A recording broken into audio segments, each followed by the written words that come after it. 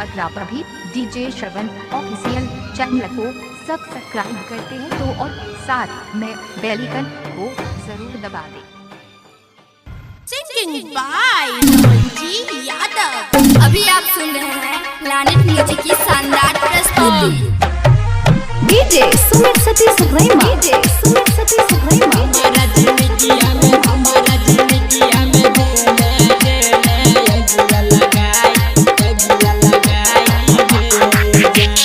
प्यार हमारा से के लेला दोसर से शादी रचाई गे जान।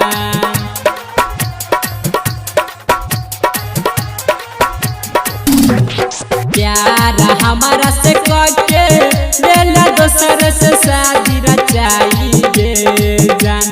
ये जान गे लेला तू रचाई गे जान। ये जान हमारा जिंदगिया में दिल यगिया लगाई गे जान।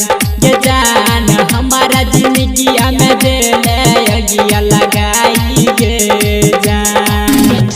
प्यार हमारा से के लेला दोसर से शादी रचाई गे जान। ये जान गे लेला तू रचाई गे जान। ये जान हमारा जिंदगिया में दिल यगिया लगाई गे जान।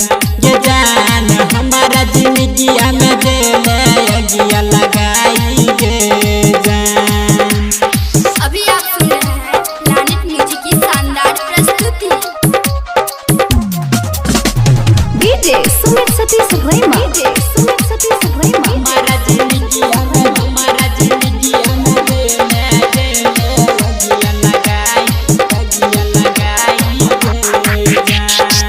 बचपन से करे रहियो तोरे से प्यार गे।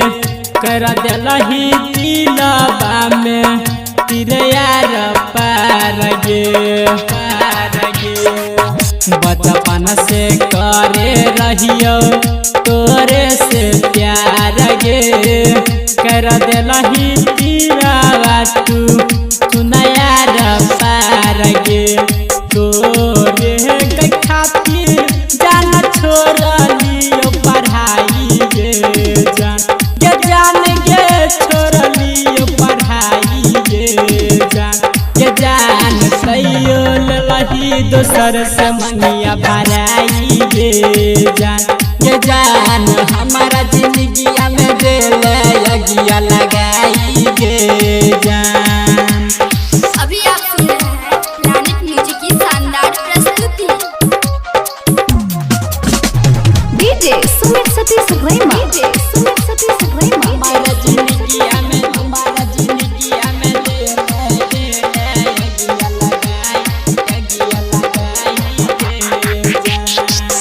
कहै छौ सुमन किसन एते बड़ा याद गे।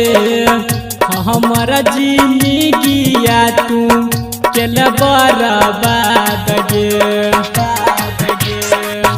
कहै छौ धीरज अंकुश एते बड़ा याद गे। हमारा जिंदगिया तू केल बर्बाद गे। रमन यादव कह बनल हर जाई गे जान।